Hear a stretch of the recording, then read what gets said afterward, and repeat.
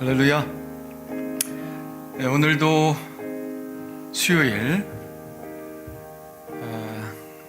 물숫자인데요, 은혜의 강물, 성령의 강물이 임하는 시간이 되기를 원합니다. 그 현장에서 예배 못하시더라도 유튜브에서 예배하시는 분들도 오늘 신령과 진정으로 하나님 예배했으면 좋겠습니다. 우리가 제일 좋은 것은 하나님이 나와 함께 하시는 것입니다. 하나님이 나와 함께 하신다는 이 느낌보다 더 좋은 느낌은 없는 것 같아요. 그런 행복 가운데 우리가 살기를 원합니다. 오늘 이 시간 찬양할 때 우리 한 걸음 한 걸음 주님과 함께 동행하며 가기를 원합니다. 이런 찬양을 했으면 좋겠어요. 오늘 어디 포털에 보니까 누가 그런 주식하는 사람인 것 같은데, 10억 모으는 법? 꿈 같은 얘기 같은데. 근데 그분이 그런 얘기를 하는 것 같더라고요. 제가 타이틀만 읽었어요. 1억부터 모아야 된다. 10억을 벌 생각하지 말고 1억부터 모아야 된다. 그런 얘기 하더라고요. 우리가 예수 믿고 갑자기 선해지는 것은 아닙니다. 차근차근 해야죠. 한 걸음 한 걸음씩 가다 보면 우리는 어느새 예수님을 닮아가는 사람이 될 것입니다. 너무 큰 욕심 부리지 마세요. 내가 갑자기 성자가 될 수 있을 거라고 생각하지 마십시오. 그저 오늘 주시는 은혜만큼 나가면 되는 것입니다. 네, 이런 마음 가지고 우리가 주님을 따라야 되겠습니다. 우리 주와 같이 길 가는 것 힘차게 우리 박수 치면서 찬양하겠습니다.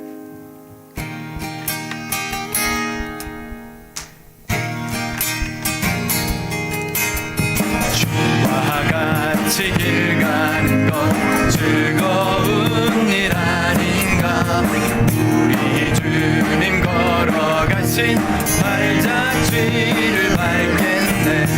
한 걸음 한 걸음 주 예수와 함께 날마다 날마다 우리 걸어가리.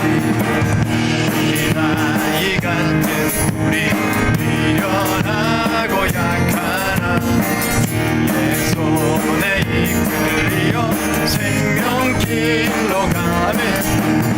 한 걸음 한 걸음 주 예수와 함께 날마다 날마다 우리 걸어가리.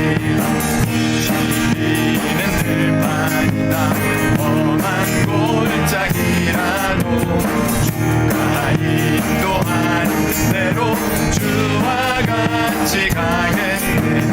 한 걸음 한 걸음 주 예수와 함께 날마다 날마다 우리 걸어가.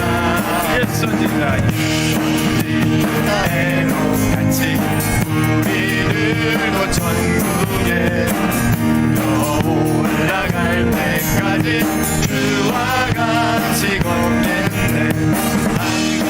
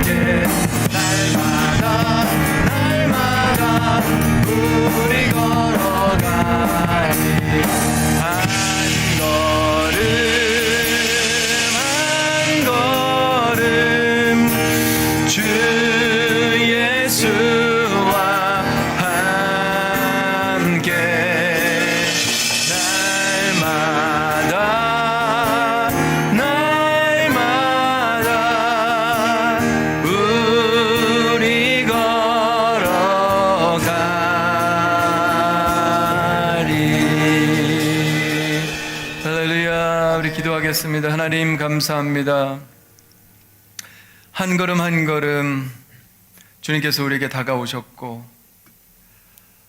우리가 주님으로부터 멀리 떨어져 나가려고 한 적도 있었지만 지금 우리의 가장 간절한 소원은 주님께 더 가까이 나아가는 것입니다. 주님은 제 옆에 항상 계시고 동행하고 계시지만 그 주님의 거룩을 닮아가는 여정은 아직 먼 것 같습니다. 주여, 한 걸음 한 걸음 나아갈 수 있도록 도와주시어서 언젠가는 주님의 그 장성한 분량에 이르도록 우리를 성장시켜 주시옵소서. 오늘도 우리가 거룩함에 한 걸음 더 가기를 원합니다. 주님처럼 사랑함에 한 걸음 더 가기를 원합니다. 인내하고 오래 참는 것 한 걸음 더 나가기를 원하오니 하나님, 오늘 예배 가운데 우리 영감 주시고 은혜 주시고 감동 주셔서 우리가 그것을 잘 할 수 있도록 우리를 격려하여 주시옵소서. 할렐루야. 아버지, 오늘 예배 가운데 주님께서 임재하여 주시고 우리를 감싸 안아 주옵시고 하나님의 것으로, 가장 좋은 것으로 채워 주시옵소서. 예수님의 이름으로 기도하옵나이다. 아멘. 할렐루야. 하나님이 오늘도 우리와 함께 하실 줄 믿습니다.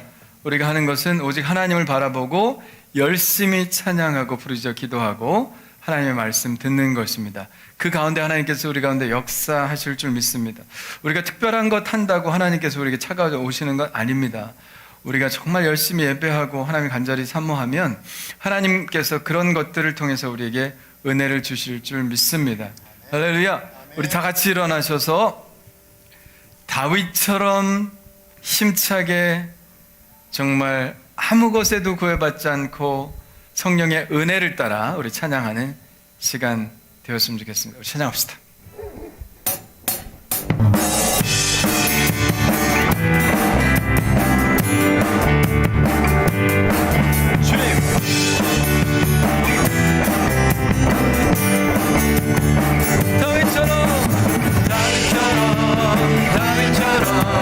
아무 것에 구애받지 않고 성령님이 주신 자유함으로 노래 부를 거야. 하박국처럼 가진 것 아무것 없어도 주로 인해 갖는 기쁨으로 감사 드릴 거야. 다시 한번 다윗처럼 아무 것에 구애받지 않고 성령님이 주신 자유함으로 노래 부를 거야. 하박국처럼 가진 것 아무것 없어도 주로 인해 갖는 기쁨으로 감사드릴 거야. 내가 섬기는 하나님의 기쁨이 된다면 부끄러워하지 않고 소리치며 찬양해. 할렐루야, 할렐루야, 할렐루야. 영원하신 찬. 할렐루야, 할렐루야, 할렐루야, 할렐루야. 영원하신 찬. 다윗처럼 아무 것에 구애받지 않고 성령님이 주신 자유함으로 노래 부를 거야. 하박국처럼 가진 것 아무것 없어도 주로 인해 갖는 기쁨으로 감사드릴 거야.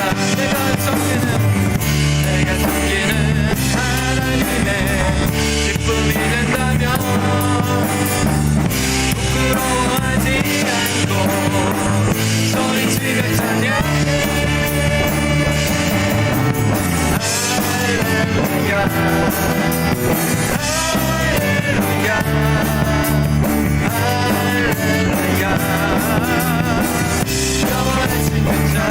할렐루야, 할렐루야, 할렐루야, 할렐루야.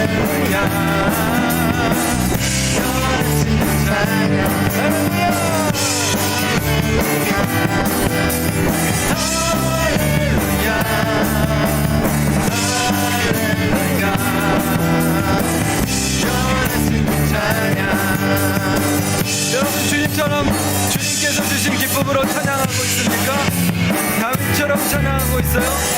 다윗은 옷을 벗는 것도 알아채지 못하고 찬양했습니다. 하나님 너무 좋았기 때문이죠. 여러분, 하나님 사랑하십니까? 하나님 좋아하세요? 내가 다윗이 된 심정으로 한번 찬양해 봅시다. 다른 것 다 구애받지 않고 오직 하나님만 찬양합시다. 할렐루야.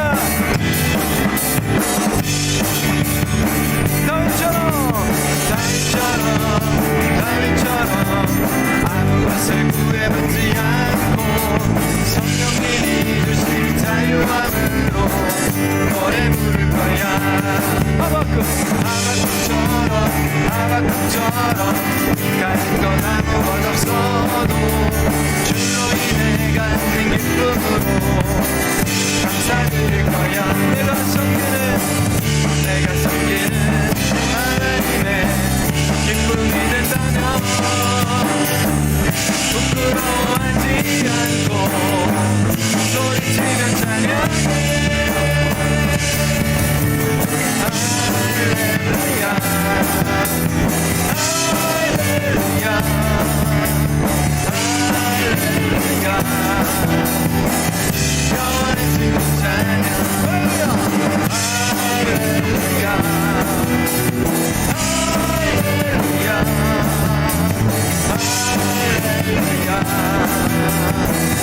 영원히 찬양. 할렐루야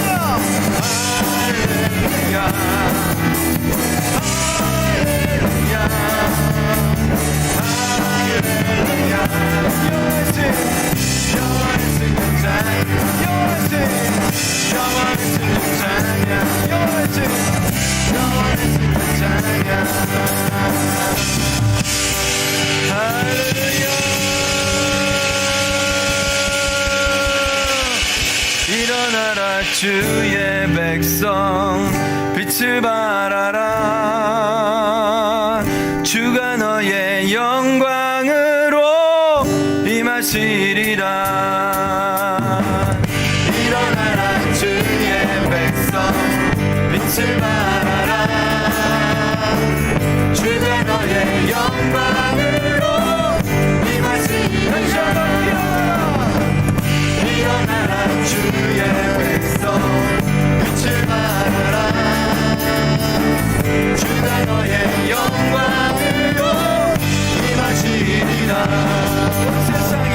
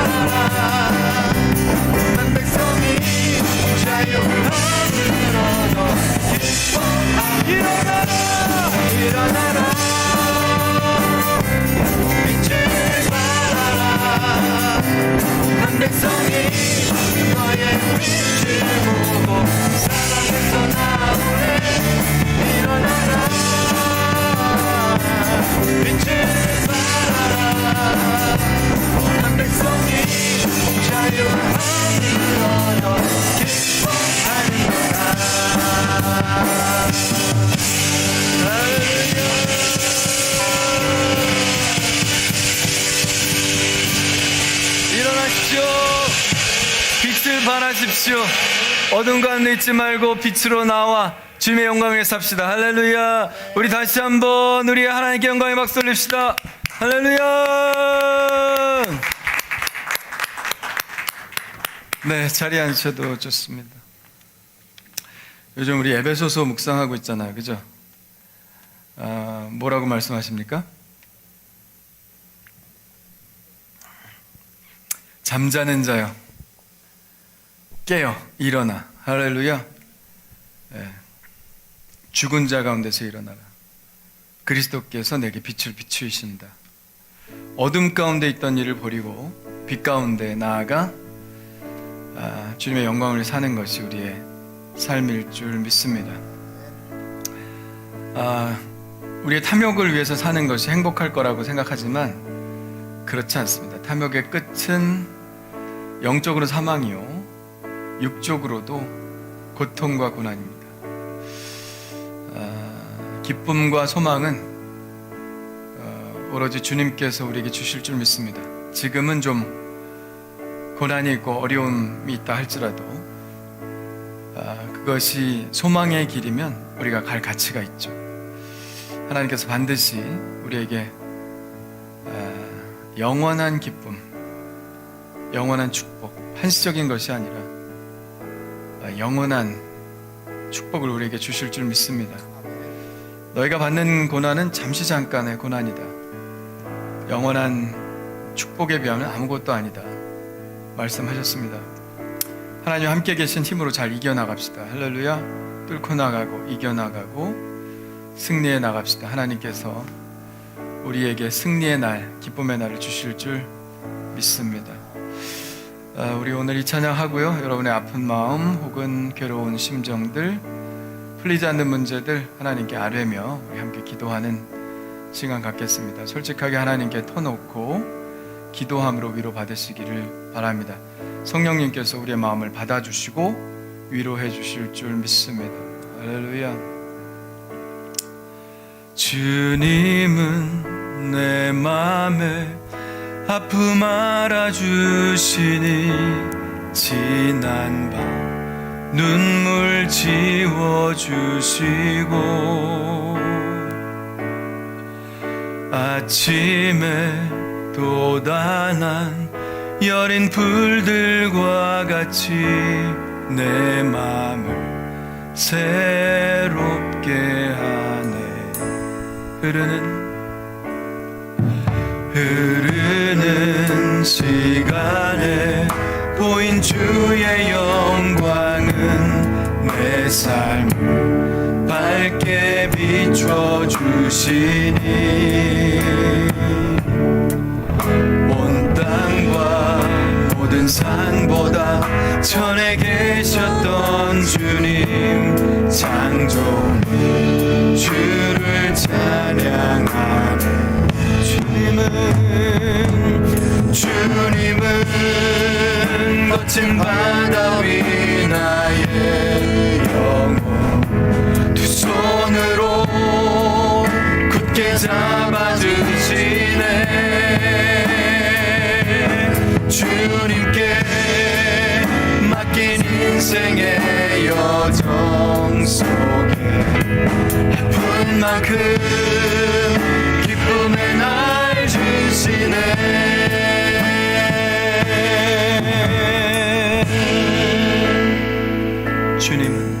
주님은 내 맘에 아픔 알아주시니 지난 밤 눈물 지워주시고 아침에 돋아난 여린 불들과 같이 내 맘 새롭게 하네. 흐르는 시간에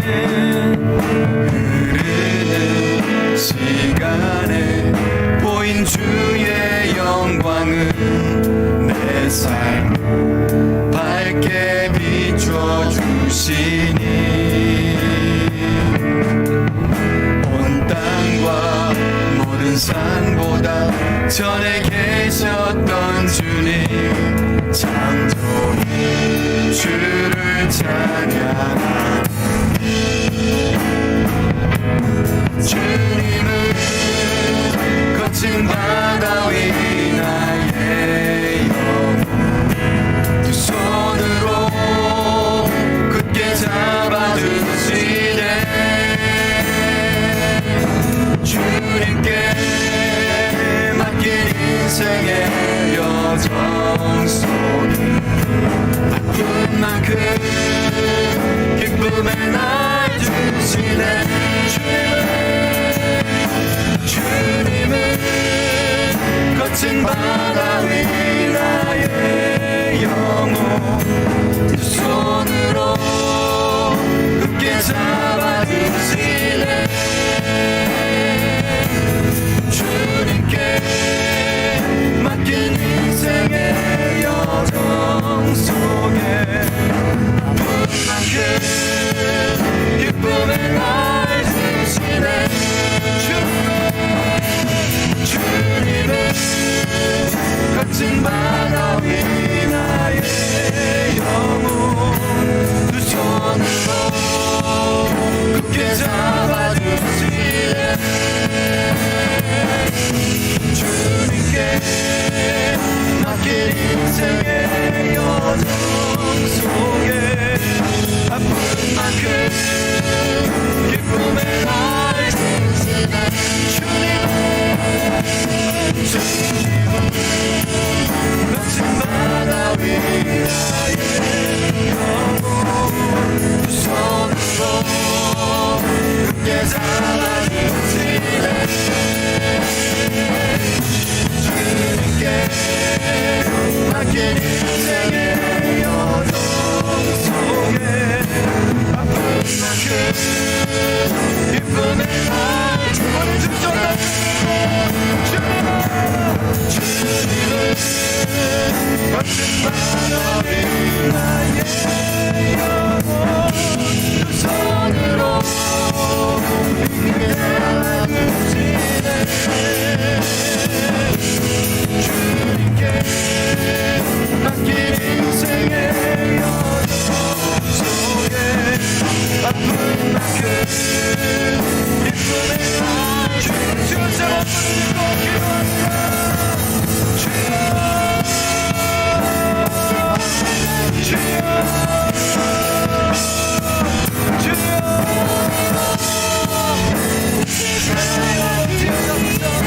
하나님 아버지여 내게 지금 아버지의 심령이 건건하시고 아버지의 영광 상하이 있다할지라도 하나님 아버지여 주님께서 우리 가운데 오셔서 우리를 찾아주시고 마음을 해주시고 많이 거두시는 하나님 아버지여 잡아주시사 하나님 아버지여 주님의 그 하나님 아버지여 정말 그 도우심과 아버지여 은혜를 아버지여 우리가 하나님의 나라의 힘으로 주님 인도해 주시옵소서.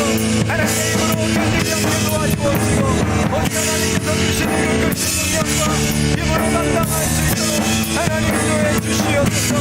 아버지가 지금의 아버지의 기쁨을 하나님 앞으려 받는 것이 아니라 하나님 아버지 장래에 빨개졌을 그 영원한 기쁨을 아버지 내가 맡기기를 원합니다. 아버지 그러니 주님 아버지 하나님여 내가 인내하며 견디며 이겨낼 수 있도록 도와주시고 받는 실수만 가운데 승리할 수 있도록 하나님 인도해 주시옵소서. 지금은 아버지의 도전 삶일지 모르지만 하나님 아버지의 그러나 하나님께서 우리에게 주시는 그 뜻을 아버지 땅에 힘함을 바라보니 하나님 아버지의 믿게 하시고 견디게 하시고 승리케 하여 주시옵소서. 아버지여 싸우니 하나님 아버지 우리의 영혼이 온전히 주님만 바라볼 수 있도록 도와주시고 어떤 것을 우리의 마음을 지지않게 도와주시며 능력으로 나갈 수 있도록 하나님 인도해 주시옵소서. 하나님 아버지의 승리의 길을 걸어가고자 합니다. 하나님 아버지여 장래의 그것을 바라보며 아버지 지금의 일을 아버지 달게 거두고자 하오니 하나님 아버지 우리 함께하여 주시옵소서.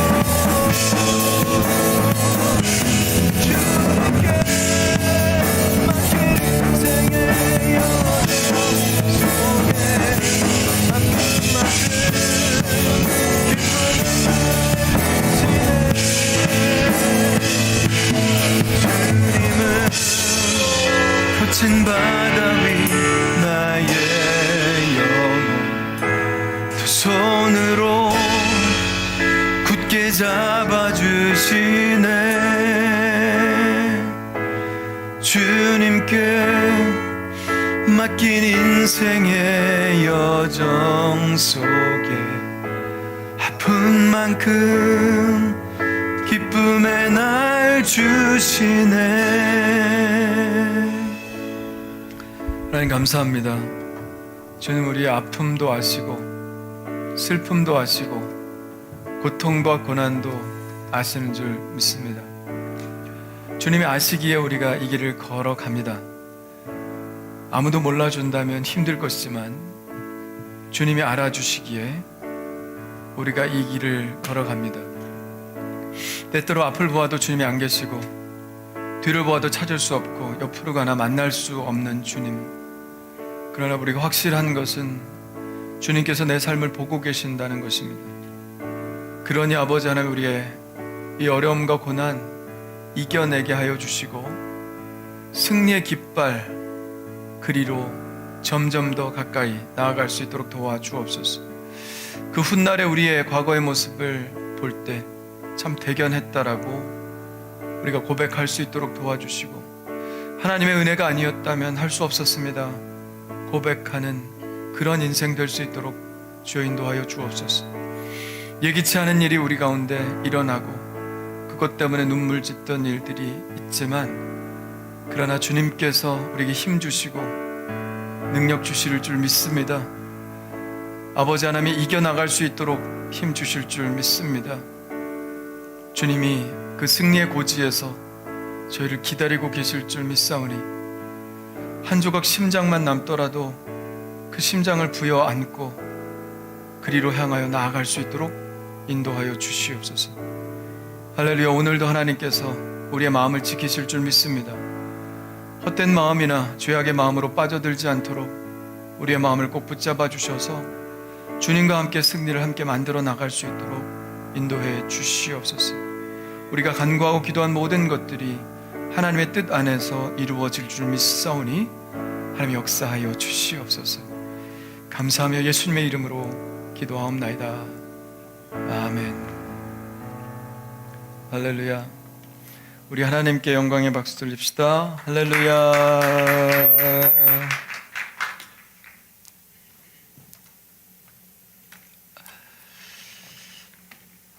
자, 우리 암송 한번 해볼까요? 암송.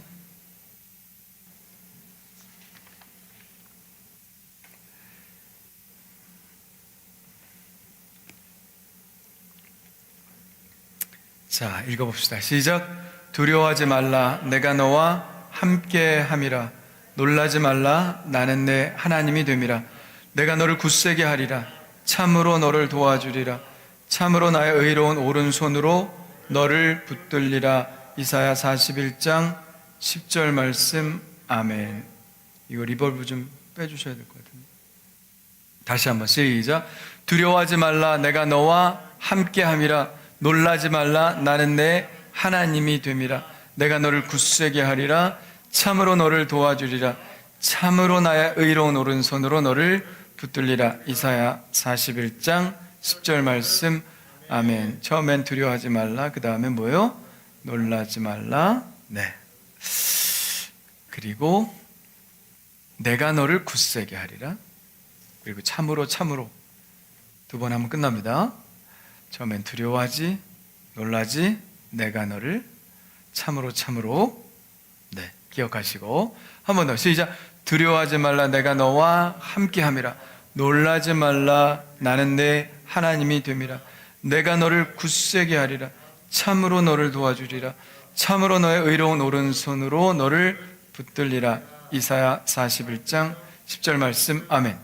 자, 걸어놓기 한번 해볼게요. 시작. 두려워하지 말라. 내가 너와 함께 함이라. 놀라지 말라. 나는 내 하나님이 됨이라. 내가 너를 굳세게 하리라. 참으로 너를 도와주리라. 참으로 나의 의로운 오른손으로 너를 붙들리라. 이사야 41장 10절 말씀. 아멘. 자, 안 보고 두려워하지 말라. 시작. 두려워하지 말라. 내가 너와 함께 함이라. 놀라지 말라. 나는 내 하나님이 되리라. 내가 너를 굳세게 하리라. 참으로 너를 도와주리라. 참으로 나의 의로운 오른손으로 너를 붙들리라. 이사야 41장 10절 말씀. 아멘. 네, 외우십시오. 외우면 피와 살이 됩니다. 자, 오늘 말씀은 에베소서 5장 1절로 14절입니다. 에베소서 5장 1절로 14절.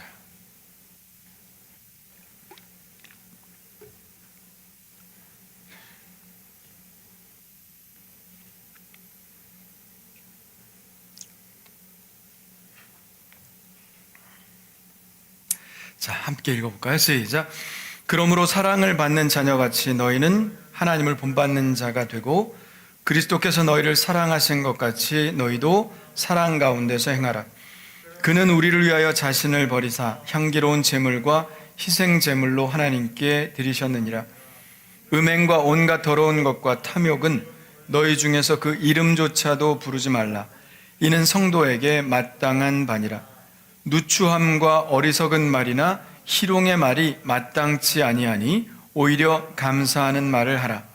너희도 정녕 이것을 알거니와 음행하는 자나 더러운 자나 탐하는 자 곧 우상 숭배자는 다 그리스도와 하나님의 나라에서 기업을 얻지 못하리니 누구든지 헛된 말로 너희를 속이지 못하게 하라. 이로 말미암아 하나님의 진노가 불순종의 아들들에게 임하나니 그러므로 그들과 함께하는 자가 되지 말라. 너희가 전에는 어둠이더니 이제는 주 안에서 빛이라. 빛의 자녀들처럼 행하라. 빛의 열매는 모든 착함과 의로움과 진실함에 있느니라. 주를 기쁘시게 할 것이 무엇인가 시험하여 보라. 너희는 열매 없는 어둠의 일에 참여하지 말고 도리어 책망하라. 그들이 은밀히 행하는 것들은 말하기도 부끄러운 것들이라. 그러나 책망을 받는 모든 것은 빛으로 말미암아 드러나나니 드러나는 것마다 빛이니라. 그러므로 이르시기를 잠자는 자여 깨어서 죽은 자들 가운데서 일어나라. 그리스도께서 너에게 비추이시리라 하였느니라. 아멘. 자, 우리 옆 사람하고 인사합시다. 당신이 복입니다. 당신이 복입니다. 당신이 복입니다. 자, 자기에게 얘기해 주십시오. 내가 복입니다. 시작. 내가 복입니다. 내가 복입니다. 네. 어떻게 인터넷 지금 들어와 계신가요?들 댓글 꼭 남겨주십시오.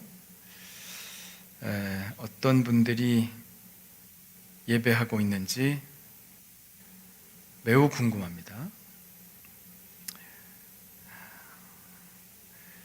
네, 우리 문찬모 성도님, 박미경 권사님, 이승훈 권사님, 이호성 권사님, 네, 이룬의 안봄 집사님, 또 하늘이 예배 드린다고 댓글 올려줬습니다. 반갑습니다. 당신이 복입니다. 자, 오늘 말씀도 우리에게 그리스도를 따를 것에 대해서 말씀하고 있습니다. 자, 우리 4장 32절 마지막 절에 어떻게 나와 있냐면 한번 읽어볼까요? 시작. 서로 친절하게 하며 불쌍히 여기며 서로 용서하기를 하나님이 그리스도 안에서 너희를 용서하심과 같이 하라. 아멘. 자, 친절해야 됩니다. 불쌍히 여겨야 됩니다. 용서해야 합니다. 그런데 누가 그렇게 하셨다고요? 하나님께서 우리를 용서하셨습니다. 하나님처럼 해라. 그런 말씀을 하셨죠. 오늘 1절, 2절 말씀도 그런 말씀이에요. 자, 1절에 뭐라고 말씀하십니까? 너희는 하나님의 사랑을 받은 자이니 하나님이 너희를 사랑하신 것처럼 너희도 사랑하라. 비슷하죠? 자, 2절도 비슷한 거 한번 보십시오. 그리스도께서 우리를 위해 자신을 버려 하나님께 향기로운 제물이 되신, 네, 그리스도께서 너희를 사랑하신 것 같이 너희도 사랑 가운데 행하라. 그는 우리를 위하여 자신을 버리사 향기로운 제물과 희생 제물로 하나님께 드리셨느니라. 아멘. 자, 1절도 뭐예요? 우리가 사랑받는 자다. 누구의 사랑받는 자? 하나님의 사랑받는 자다. 그러니까 하나님이 우리를 사랑하신다는 거죠. 그러니 사랑받는 자처럼 너희도 하나님을 본받는 자가 되라. 뭐 하란 얘기예요? 사랑하라, 이런 얘기입니다. 2절도 마찬가지죠. 그리스도께서 우리를 사랑하셨어요. 그것이 어떻게 증명됐습니까? 우리를 위해 자신을 버리사 십자가에 달려서 돌아가심으로 우리를 위한 화목제물, 희생의 제물이 되어주셨습니다. 그토록 우리를 사랑하신다는 거예요. 그러니 우리도 하나님의 사랑을 본받고, 할렐루야, 예수님의 사랑을 행하라. 본받고 행하라. 하나님의 사랑을 본받고 그리스도의 사랑을 행하라. 그저 하나님 사랑 대단하네, 그렇게 탄성만 하고 있지 말라는 거예요. 참 하나님 사랑은 대단해, 놀라워, 그렇게 보고만 있지 말라는 것이죠. 행동하라는 것입니다. 본이 뭐예요? 본받으라고 해서 본이 뭐예요? 표준이죠. 표준. 붕어빵 아시죠? 붕어빵 가지고 너 왜 큰 거 먹어? 나는 왜 작은 거 주고? 이런 사람 있어요? 없죠. 왜? 붕어빵은 똑같아. 그냥 똑같아. 그래서 자식이 부모 닮으면 뭐라 그래요? 아유, 어떻게 이렇게 붕어빵이야, 그러죠? 똑같다는 거예요. 똑같다는 거. 거기에 찍어내면 똑같은 게 나올 수밖에 없어요. 그게 본이라는 겁니다. 하나님께서 말씀하셨어요. 우리가 하나님을 본받는 자가 되라. 할렐루야. 똑같이 따라하라는 거예요. 하나님을 똑같이 따라하라. 하나님이 우리를 사랑하신 것처럼 우리도 다른 사람을 사랑해야 된다. 예수님께서 행동하신 것처럼, 할렐루야, 하늘에서 그냥 내가 널 사랑한다고 말씀하신 분이 아니죠. 예수님은 행동하신 분입니다. 이 세상을 뚫고 들어오셨어요. 인간이 되셨습니다. 그리고 십자가를 지셨습니다. 죽으셨어요. 실제로 행동하셨습니다. 예수님께서 사랑을 행하신 것처럼 우리도 사랑을 행하라고 말씀하고 계신 겁니다. 자, 1절 말씀에 보면 사랑받는 자녀같이라는 말이 눈에 띄죠. 당신은 사랑받기 위해 태어난 사람일 뿐만 아니라 지금도 그 사랑 받고 있지요. 할렐루야. 믿으십니까? 아십니까? 여러분 지금도 그 사랑을 받고 있다는 거예요. 자, 우리가 사랑을 하려면 어떻게 해야 되는가? 이걸 알아야 돼. 이걸 깨달아야 돼. 내가 사랑받고 있구나 하는 것을 깨달아야 돼요. 은혜 받는다는 게 뭐예요? 하나님이 나를 사랑하시는구나. 그래서 나 같은 죄인인데도 불구하고 나를 위해서 기꺼이 십자가에 달려 돌아가셨구나. 그 아들, 외아들 예수 그리스도를 나를 위해서 죽기까지 그렇게 희생하게 하셨구나. 내가 뭔데? 이해가 안 가죠? 한 가지 사실밖에 없습니다. 뭡니까? 사랑하기 때문에. 할렐루야. 내가 그렇게 사랑받는 자이구나 하는 것을 깨달아야 합니다. 그래야 나 같은 죄인을 사랑하셨는데, 그런데 내가 당신 같은 사람을 용서하고 사랑하지 못할 이유가 무엇이냐, 이런 깨달음까지 나가야 사랑하는 것이죠. 내 인격으로 사랑하는 것이 아니라 그 감화와 감동으로 사랑하는 것입니다. 하나님 우리를 얼마나 사랑하세요? 하나님 우리를 얼마나 사랑하세요? 에베소서 1장에 보면 무슨 대서사시처럼 이렇게 쭉 나오죠. 하나님은 우리를 예정하셨습니다. 구원하기로 작정하시고 예정하셨습니다. 예수님은 그 하나님의 계획에 따라 이 땅에 오셔서 십자가를 지셨습니다. 그리고 성령님은 우리를 인치시고 구원의 날까지 우리를 지키십니다. 어제 말씀에 보면 뭐라고 나와 있어요? 성령을 근심하게 하지 말라. 뭐예요? 우리를 위해 노심초사하신다는 거예요. 성령님이 지금도 언제까지? 구원의 날까지. 혹시 떨어져 나갈까 하고 성령님께서, 그러니까 성부 하나님, 성자 예수님, 성령 하나님이 우리를 붙들고 계신다는 거예요. 할렐루야. 그렇게 하나님께서 우리를 사랑하신다는 거예요. 구원의 날까지. 얼마나 큰 사랑을 받고 있습니까? 그러니 사랑받는 자답게 행동하라는 것입니다. 사랑하는 자는 사랑을 먼저 받았죠. 학폭하는 사람들이 이전에 학폭을 당했던 사람이라는 얘기가 있어요. 내가 당한 사람이 해준다. 집에서 당했거나 친구들에게 당했거나 당한 대로 해준다. 반대도 있을 수 있겠죠. 반대도 진실입니다. 진리입니다. 뭐예요?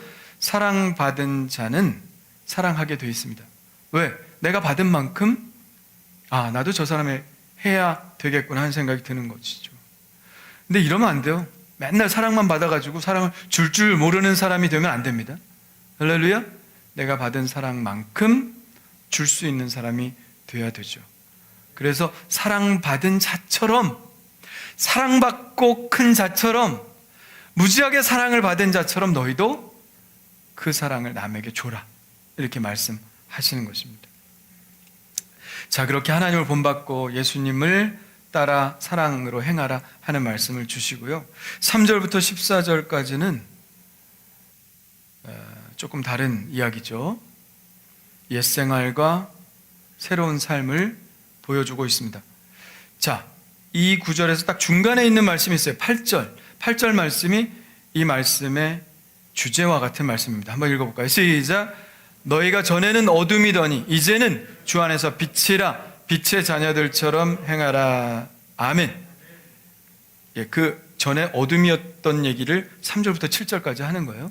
그리고 빛처럼 행하라는 얘기를 8절부터 14절까지 하는 것이죠.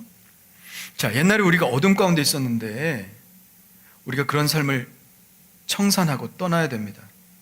어떤 삶이냐? 3절에 보니까 음행과 온갖 더러운 것과 탐욕, 이 세 가지 단어는 다 음행과 관련된 단어들이에요.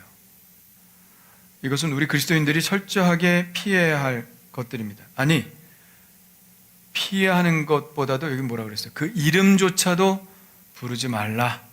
이것은 성도들에게 마땅한 것이라고 말씀하고 있습니다. 이름조차도 부르지 말라. 그건 뭐예요? 떠올리지도 말라, 상상하지도 말라. 예수님께서 뭐라고 그러셨어요? 간음을 하는 것이 아니라 여자를 보고 음욕을 품기만 해도 이미 간음하였느니라. 예수님은 어디서부터 우리의 행동이 죄가 시작되는지 아시기 때문에 그런 말씀을 하시는 거죠. 간음, 음행, 음란, 뭐 이런 말을 떠올리지도 말라는 거예요. 그런 말을 떠올리면 그 말에서 주는 상상력이 있습니다. 말에서 주는 상상력이 있죠. 하음이, 기마음, 그러면 기마음이 떠올리게 해주는 게 있죠. 있어요, 없어요? 있잖아.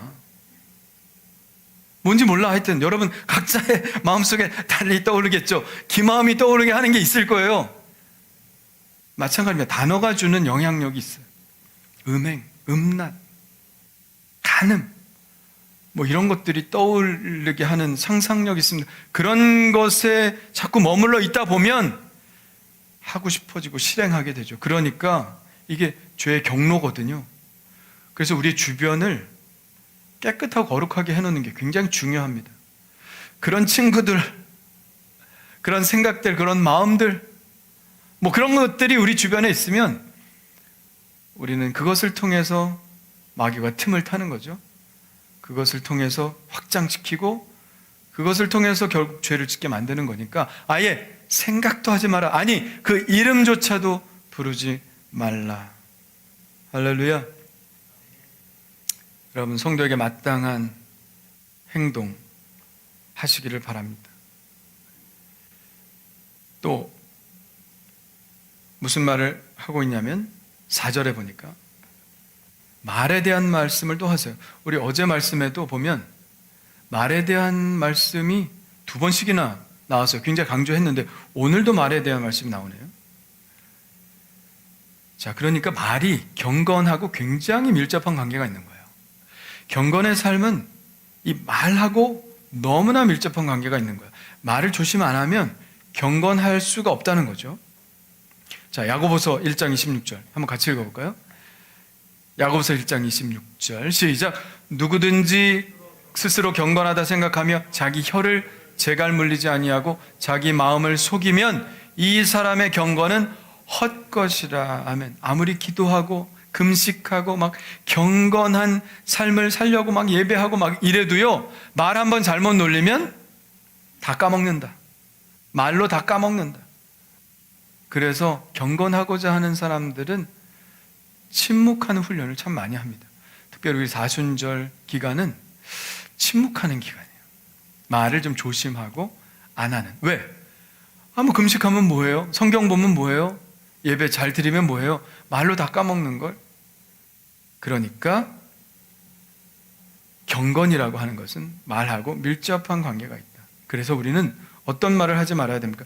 누추함과 어리석은 말이나 희롱의 말, 누굴 놀리는 말, 이런 말 하지 말아야 됩니다. 그것은 성도들에게 어울리지 않는 말이죠. 우리가 해야 하는 말은 오직 한 가지, 뭐예요? 감사하는 말을 하는 것입니다. 할렐루야. 따라합시다. 감사합니다. 감사합니다. 네, 감사하는 말을 하는 거죠. 저도 오늘 많이 회개했어요. 사실 저도 오늘 많이 회개했어요. 제가 어제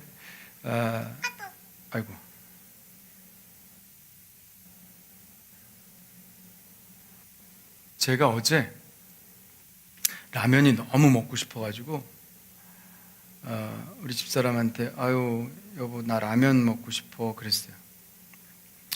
우리 집사람이 끓여줬을까 안 끓여줬을까?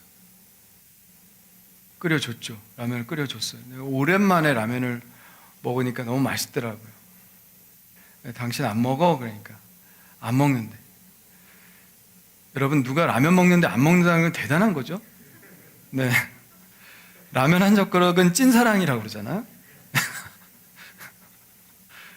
한 젓가락 먹더라고요. 그러더니 우리 집사람이 하는 말이 거기 만두도 넣고 이랬어요. 어휴 라면을 맛있게 끓였네. 자기가 끓여놓고 맛있게 끓였네. 그래서 제가 뭐라 그랬냐면 아유 맛있어 당신 최고야 고마워 이러면 되잖아요. 근데 그렇게 안 했어. 라면은 뭐 어떻게 끓여도 맛있지. 잘했어요 못했어요? 잘 못했지. 이게 약간 농담이면서 약간 여기 말씀해 보면 약간 희롱하는 말을 한 거야. 그래서 삐졌을까 안 삐졌을까? 삐졌지. 다시는 라면 안 끓여준대 우리 집사람이. 아 여보 그러지 말고 아 맛있다 맛있다. 근데 이미 삐졌어 뭐 이미 삐졌어. 그래서 아 저걸 어떻게 또 달래나 이런 생각을 했는데 저는 삐진 우리 집사람한테 좀 삐졌거든요. 왜냐하면 뭐 그런 거 같고 그래 농담한 거 같고 그렇죠 그럴 수 있죠. 근데 오늘 새벽기도 말씀 막 전하는데 막 찔려가지고 내가 야 네가 잘못한 거야 네가 보니까 누추한 말이나 어리석은 말 누추한 말이죠 그죠? 어리석은 말이죠. 또 뭐예요? 희롱하는 말 놀렸잖아. 희롱하는 말을 한 거예요. 그러니까 내가 얼마나 찔리는지 막 설교를 하면서 내가 이렇게 하셔야 됩니다 하는데 막 말이 안 나오는 거야 막 너무 찔려가지고. 그리고 끝에 뭐라 그러냐면 감사하는 말을 하라 그랬잖아요. 그랬어야 되는 건데 여보 고마워 당신 최고야 맛있어 이러면 다음에 또 끓여줄 거 아니야. 근데 그걸 못했어요. 누추하고 희롱하는 말을 한 거야. 그래서 제가 오늘 카톡을 보냈습니다. 여보 미안해. 나는 어제 당신이 좀 화가 난 것 같길래 섭섭한 것 같길래 뭐 그런 것 같고 그러나 내가 오히려 당신 판단했는데 오늘 말씀해 보니까 내가 잘못했네. 미안해. 아직 답이 없어요. 아직 불안하고 있어요 지금. 여러분 누추한 말 어리석은 말 희롱하는 말을 하면 다른 사람이 불편하죠. 불편합니다. 말이라는 건 뭐라 그랬어요? 말이라는 거는 내 생각이고 내 입이니까 내가 말하면 되지 이렇게 하면 안 됩니다. 왜냐하면 말은 소리를 통해서 다른 사람에게 음파로 전달이 되거든요. 다른 사람 마음까지 오거든요. 그래서 조심해야 되는 거예요. 아니 내 입 갖고 내가 말하는데 아니죠. 그러면 안 돼요. 왜? 그 말이 다른 사람에게 영향을 끼치니까. 생각만 하고 있으면 괜찮아. 그런데 생각을 넘어서 입으로 음성을 발해서 다른 사람의 귀에 들리게 된다면 그것은 영향력이기 때문에 우리는 굉장히 조심해야 되는 것이죠. 그래서 4장 29절에 뭐라 그랬어요? 덕을 세우는 선한 말을 하라 그랬잖아요. 덕을 세우는 말. 오늘 우리가 하는 말 속에서 감사가 얼마나 많이 있는지 한번 헤아려 보시길 바랍니다. 오늘 자기 전에 내가 감사를 얼마나 했나 헤아려 보시길 바랍니다. 그리고 감사가 좀 없다고 생각하면 억지로라도 오늘 누구한테 감사하지? 어떤 감사를 하지? 일부러라도 감사의 말을 한번 해보시기를 바랍니다. 왜냐하면 경건은 말이죠, 습관이거든요. 경건은 툭 튀어져 나와야 돼요. 툭 찌르면 툭 튀어져 나와야 됩니다. 그게 경건이에요. 그런데 그게 습관이 되지 않으면 그냥 내 본성이 막 튀어져 나오는 거예요. 그러니까 제가 아직 멀었다고 한 것이죠. 아직도 내가 희롱하는 말이, 농담하는 말이 내 안에 습관으로 남아있구나. 내가 습관으로 감사하는 사람이었으면 당연히 습관적으로 고마워 여보 이랬겠죠. 습관이 안 된 거예요. 습관이라고 하는 것은 결국 뭐예요? 훈련을 통해서 이루어지는 것입니다. 훈련하지 않으면 습관되지 않아요. 처음에 총 쏘는 사람이 총 잘 쏘겠습니까? 계속 총을 관역에 대고 연습하면 누가 딱 나타나면 그냥 딱 쏘면 그냥 맞는 거 아니에요? 습관입니다. 무엇을 통해서 습관이 길러진다고요? 훈련을 통해서 습관이 길러진다고요. 근데 훈련하긴 쉬워요? 하기 싫죠. 훈련은 다 하기 싫습니다. 그럼 피아노 치기 좋아요? 치기 싫죠? 끄떡끄떡하는 아이가 있어요 지금. 근데 해야 됩니다. 왜? 자유롭기 위해서, 습관적으로 나오기 위해서. 그래서 여러분 감사도 일부러 하셔야 되는 거예요. 할렐루야. 일부러 하시고 자꾸 습관을 들이시고 그러면 경건이 몸에 뵭니다. 그러면 덕을 세우는 말을 하게 되는 거예요. 자, 5절 보시면 5절은 3절 말씀 똑같이 반복하고 있죠. 음행 더러운 자, 탐하는 자. 근데 뭐와 같다고요? 이런 사람들이 우상숭배자와 같다고 얘기합니다. 여러분, 우상숭배자가 가게 될 곳은 어디입니까? 뻔하죠. 지옥으로 가는 거죠. 하나님 나라 밖에. 굉장한 경고입니다. 그냥 좋지 않다, 그런 건 좋지 않다 이런 얘기가 아니라 구원에서 떨어져 나갈 수 있는 아주 중대한 범죄다. 그러니까 탐욕이 우상숭배다. 탐욕을 제어해야 된다. 이건 아주 중요한 말입니다. 바울이 골로새서에서도 똑같은 말씀하고 있는데요. 골로새서 3장 5절 한번 읽어볼까요? 시작. 그러므로 땅에 있는 지체를 죽이라. 곧 음란과 부정과 사욕과 악한 정욕과 탐심이니 탐심은 우상숭배니라. 아멘. 탐심은 우상숭배입니다. 왜 우상숭배냐? 우리 에베소서 2장에서 이런 말씀을 봤죠. 2절 보니까 그때 너희는 그 가운데서 행하여, 그때는 누구예요? 과거에 우리가 예수 안 믿을 때, 그때는 우리가 그 가운데서 행하여 이 세상 풍조를 따르고 공중의 권세 잡은 자 누구예요? 마귀를 따랐습니다. 곧 지금의 불순종의 아들들 가운데 역사하는 영입니다. 마귀를 따랐어요. 그런데 어떻게 됐습니까? 3절에 전에는 우리도 다 그 가운데서 우리 육체 욕심을 따라 지내며 뭐예요? 특징이 뭐예요? 마귀를 따르는 삶의 특징이 뭐예요? 욕심을 따라 지내는 거예요. 육체와 마음에 원하는 거, 이게 욕심이죠. 다른 사람과 같이 본질상 진노의 자녀이었더니 그렇습니다. 욕심을 따라 사는 것, 탐심을 따라 산다는 것이 우상숭배라는 것은 여전히 하나님을 따르는 삶이 아니라 공중권세 잡은 자의 삶의 패턴을 따라 사는 것이기 때문에 그렇습니다. 여전히 마귀에게 순종하는 삶을 사는 거예요. 뭐예요? 욕심과 탐심을 가지고 사는 삶이 그렇습니다. 그러니까 탐심이 우리에게 얼마나 경건에 방해가 됩니까? 우리 요 전에 디모데 전서 봤잖아요. 디모데 전서에서 뭐라고 나와 있습니까? 자족하는 마음이 있으면 경건에 큰 유익이 되느니라. 자족하는 마음, 만족하는 마음이 있으면 경건이 큰 유익이 되느니라. 반대로 말하면 뭐예요? 자족하는 마음이 없이 욕심, 막 탐욕 이런 게 있으면 경건 아무 소용없다. 아무리 여러분들이 경건하고자 애를 써도 탐욕을 내려놓지 못하면 경건하고는 전혀 상관없는 삶을 살게 된다, 이런 말씀이죠. 그래서 그것이 탐심이 결국 마귀를 따르는 삶이기 때문에 우상숭배와 다름이 없다. 왜냐? 탐심은 언제든지 우리를 끌고 갈 수 있어요. 탐심이 있는 한 마귀는 쉽게 우리를 끌고 갑니다. 근데 탐심이 없으면 우리를 쉽게 끌고 가지 못하죠. 제가 자주 얘기하잖아요. 바보 입안. 첫째 형, 둘째 형은 마음속에 탐심이 있었어요. 마귀가 끌고 가기 너무 좋았어요. 그들은 처음에 성공하는 것 같았지만 마귀가 끌고 들어가서 완전히 다 망하게 만들었죠. 그러나 바보 입안은 바보야. 욕심이 없어. 마귀가 어떻게 해도 넘어가질 않아요. 그러니까 그는 시험에 들지 않았어요. 톨스토이는 경건에 대해서 이야기하고 있는 것입니다. 톨스토이는 평생 경건에 대한 주제를 가지고 자기의 소설을 썼어요. 경건이 무엇입니까? 탐심을 제거하지 않고는 경건할 수 없다, 이런 말씀이죠. 자, 8절. 이젠 우리가 다른 삶을 살게 되었습니다. 8절. 다시 한번 읽어볼까요? 시작. 너희가 전에는 어둠이더니 이제는 주 안에서 빛이라. 빛의 자녀처럼 행하라. 할렐루야. 14절. 14절 말씀은 빛의 자녀를 각성시키는 말씀입니다. 그러므로 이르기를 잠자는 자여 깨어서 죽은 자들 가운데서 일어나라. 그리스도께서 너에게 비추이시라 하셨느니라. 아멘. 저게 언제 하는 선언인 줄 아세요?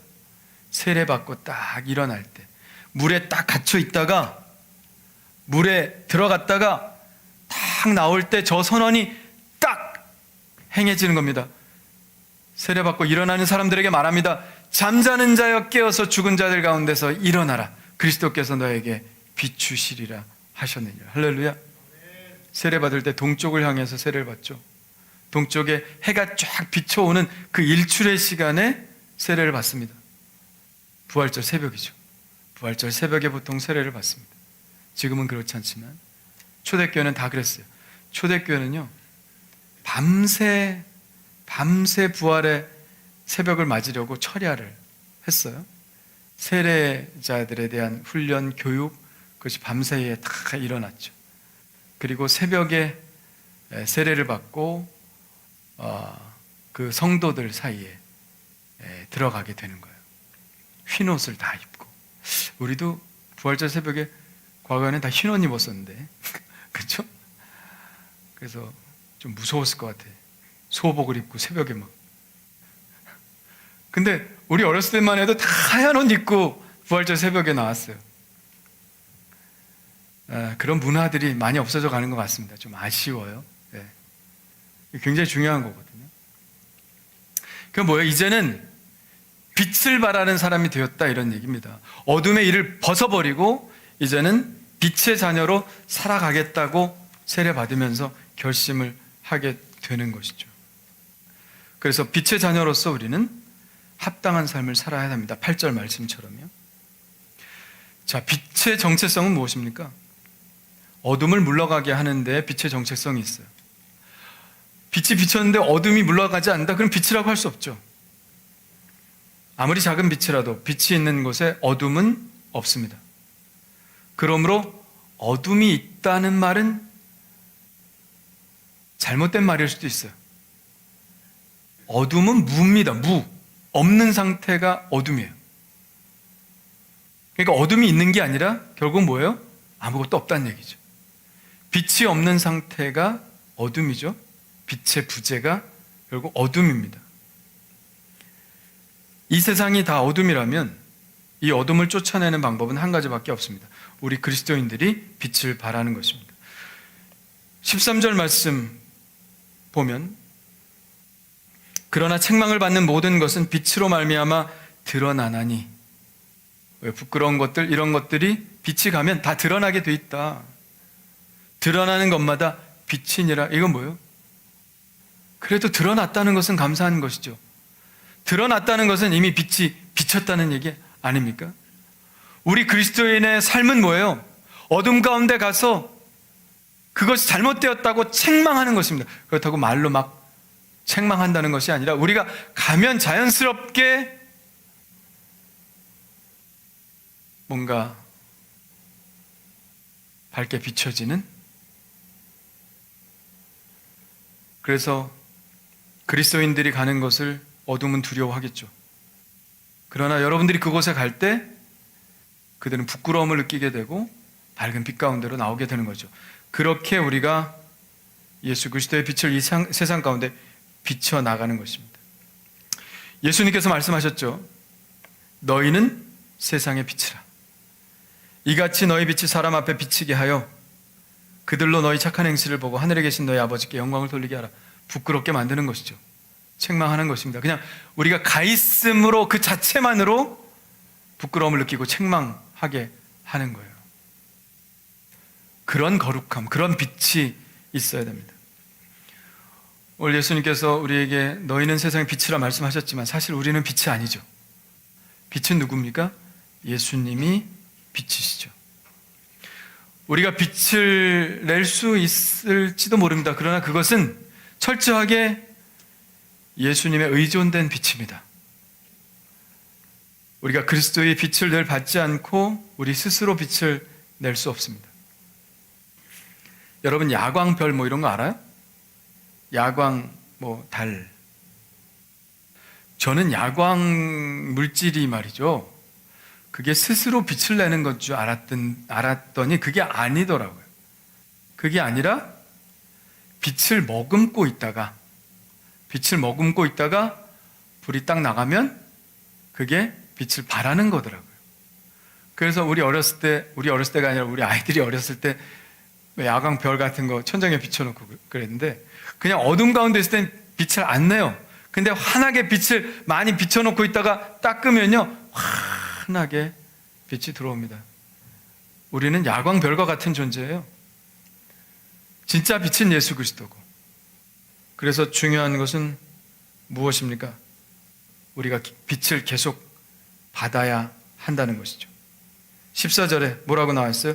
그리스도께서 너에게 비추이시리라. 아멘. 그리스도께서 우리에게 비추이시리라. 그러니 우리는 그 빛을 계속 받아야 됩니다. 주님과 계속 교제해야 된다는 거죠. 어떻게 하면 그렇게 될까요?